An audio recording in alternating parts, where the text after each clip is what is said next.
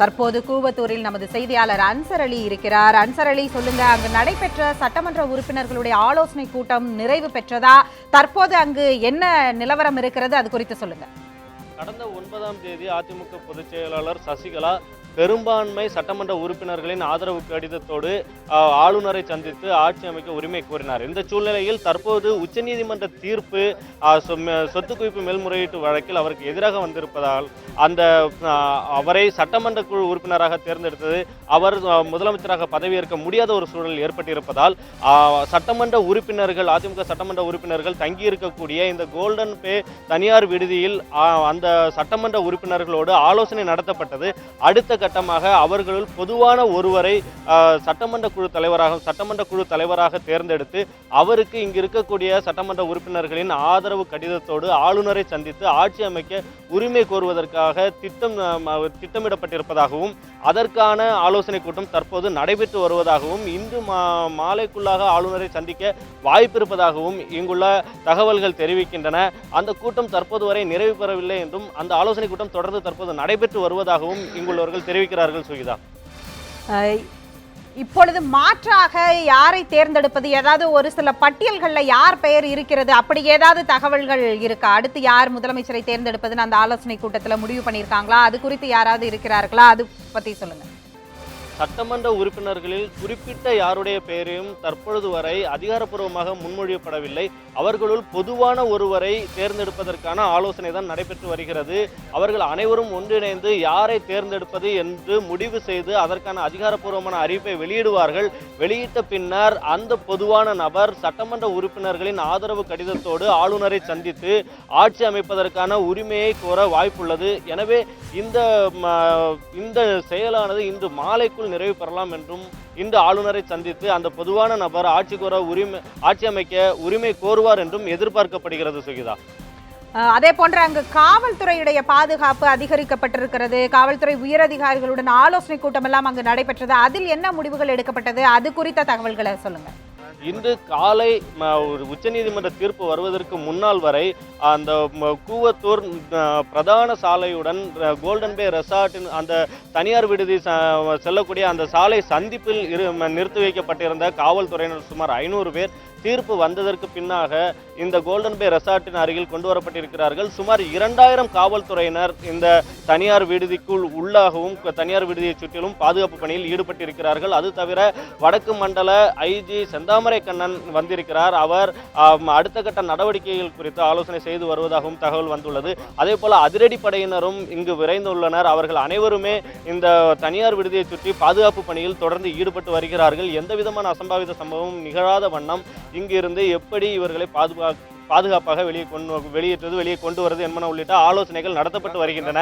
எனவே இங்குள்ள காவல்துறையினர் அனைவருமே உஷார்படுத்தப்பட்டு தொடர்ந்து இந்த பணியில் ஈடுபடுத்தப்பட்டிருக்கிறார்கள். ஈசிஆர் அந்த கிழக்கு கடற்கரை சாலையில் இருந்த பல்வேறு நூற்றுக்கணக்கான காவல்துறையினரும் பாதுகாப்பு பணியில் ஈடுபடுத்தப்பட்டிருந்த காவல்துறையினரும் கூவத்தூர் நோக்கி கொண்டு வரப்பட்டிருக்கிறார்கள். கூவத்தூர் சுற்றுவட்டார பகுதிகள், கிராமங்கள், இந்த தனியார் விடுதிக்கு வரக்கூடிய சாலைகள் அனைத்திலுமே காவல்துறையினர் முழுவதுமாக கண்காணிப்பில் ஈடுபட்டிருக்கிறார்கள். அந்நிய வாகனங்கள் உள்ளே வருவதற்கும் பிறர் யாரேனும் உள்ளே நுழைந்தால் அவர்களது அடையாள அட்டை உள்ளிட்டவற்றை சோதனை செய்து அவர் யாரென உறுதி செய்த பின்னரே இங்கே அனுப்பி வைக்கப்படுகிறார்கள். அதே போல செய்தியாளர்களும் முழுவதுமாக சோதனை செய்யப்பட்ட பின்னரே அவர்களுடைய அடையாள அட்டை உள்ளிட்டவற்றை சோதனை செய்த பின்னரே அவர்களை உள்ளே அனுப்புகிறார்கள். எனவே அசாதாரண சூழ்நிலையை எவ்வாறு கைக்கொள்வது என்கிற உள்ளிட்ட பல்வேறு ஆலோசனைகளுடன் பல்வேறு திட்டங்களுடன் காவல்துறையினர் தொடர்ந்து பாதுகாப்பு பணியில் ஈடுபட்டிருக்கிறார்கள். சுகிதா,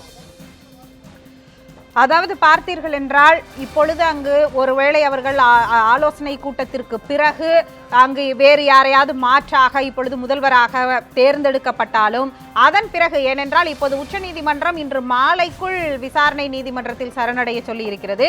அவர் கூவாத்தூரிலிருந்து போயஸ் கார்டன் வந்துவிட்டு பிறகு செல்கிறாரா, இல்லை அங்கிருந்து புறப்படுகிறாரா, அது குறித்த தகவல்கள் ஏதாவது இருக்குதா? இங்கிருந்து அவர் நேரடியாக விசாரணை நீதிமன்றத்துக்கு கொண்டு செல்லப்படுவதற்கான வாய்ப்புகள் அதிகமாக இருப்பதாக காவல்துறை வட்டாரங்கள் தெரிவித்திருக்கின்றன.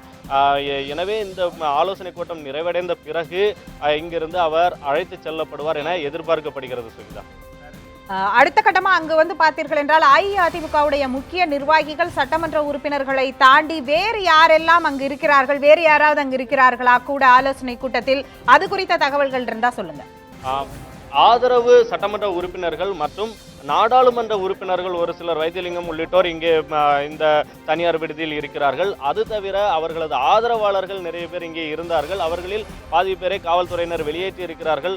அது தவிர்த்து ஒரு சில ஆதரவாளர்கள் இந்த தனியார் விடுதிக்குள்ள இருக்கிறார்கள். அதே போல இங்கே வெளியே இந்த கூவத்தூர் பகுதிகளிலும் அவருடைய ஆதரவாளர்கள் ஒரு சிலர் இந்த பகுதியில் இருக்கிறார்கள். தொடர்ந்து அடுத்த கட்டமாக என்ன நிகழவிருக்கிறது என்கிற எதிர்பார்ப்பு இங்குள்ளவர்களிடம் இருக்கிறது. எனவே இந்த பகுதி முழுவதுமே காவல்துறையினரின் கட்டுப்பாட்டில் இருப்பதால் பெரும்பாலான மக்கள், இந்த கூவத்தூர் பகுதியைச் சேர்ந்த மக்கள் யாரும் வீடுகளை விட்டு வெளியேறவில்லை. அவர்கள் வீட்டுக்குள்ளாகவே இருக்கிறார்கள்.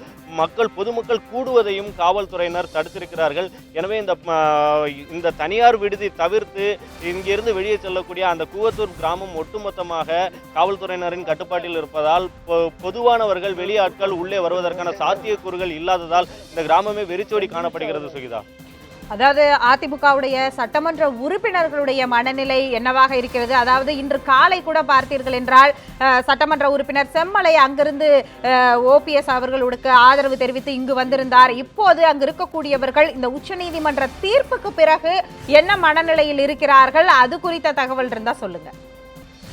இன்று காலை சட்டமன்ற உறுப்பினர்கள் ஒரு சிலர் இந்த வெளியே இருந்து இந்த தனியார் விடுதிக்கு வரும் பொழுது அவர்கள் சாதகமான தீர்ப்பு வரும் என்கிற ஒரு நம்பிக்கை தெரிவித்திருந்தார்கள்.